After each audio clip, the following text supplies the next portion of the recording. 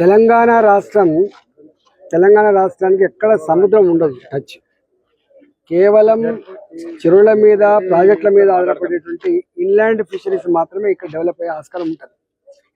అదృష్టం కొద్దీ ఇక్కడున్నంత జల సంపద ప్రాజెక్టుల రూపంలో కావచ్చు, వాగుల రూపంలో కావచ్చు, చెరువుల రూపంలో కావచ్చు, పెద్ద ఎత్తున మనకి ఇక్కడ జల సంపద ఉంది.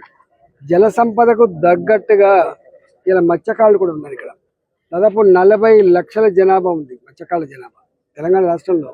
వాళ్ళందరూ కూడా ఇప్పటికీ చేపలు పెంచుకొని బతుకుతారు. ముదిరాజు రూపంలో కావచ్చు, తెనుగోళ్ళ రూపంలో కావచ్చు, బంటల రూపంలో కావచ్చు, గంగపుత్రుల రూపంలో కావచ్చు, బెస్తల రూపంలో కావచ్చు, గూండ్ల రూపంలో కావచ్చు.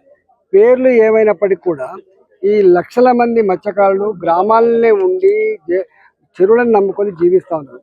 ఇవాళ తెలంగాణ వచ్చిన తర్వాత మత్స్యకారులకి కొన్ని వాళ్ళకు సైకిల్ మోటార్ల పంపిణీ, మార్కెటింగ్ కోసం ఆటోల పంపిణీ, ఐస్ ఫ్యాక్టరీల నిర్మాణం, ట్రాన్స్పోర్ట్ కోసం సపోర్టు, చెర్లల్లో వేసే చేప పిల్లలు కూడా సబ్సిడీ మన ఫ్రీగా పంపిణీ చేయడం, ఇవన్నీ కూడా మొదలుపెట్టాడు.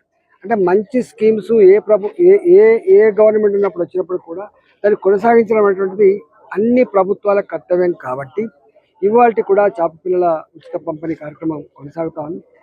బాధాకరమైన అంశం ఏంటంటే, నేను మల్కాజ్గిరిలో ఇలా పార్లమెంట్ సభ్యుని. Hyderabad is nothing but a city of lakes.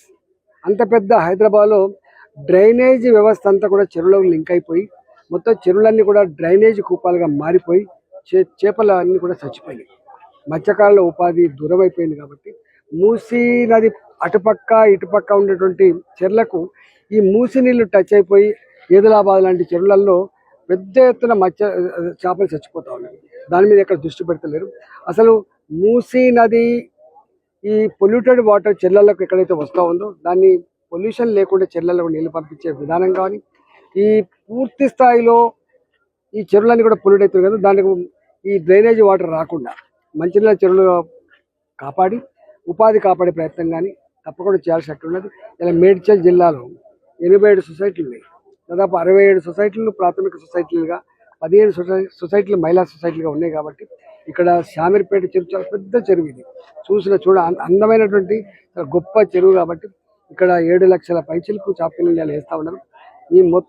ఈ పార్లమెంట్ పరిధిలో ఏ సమస్యలు ఉన్నప్పటికీ కూడా, మత్స్యకారులకి ఏ సమస్యలు ఉన్నప్పటికీ కూడా వాటి పరిష్కారం కోసం మా వంతుగా ప్రయత్నం చేస్తామని చెప్పి మాట.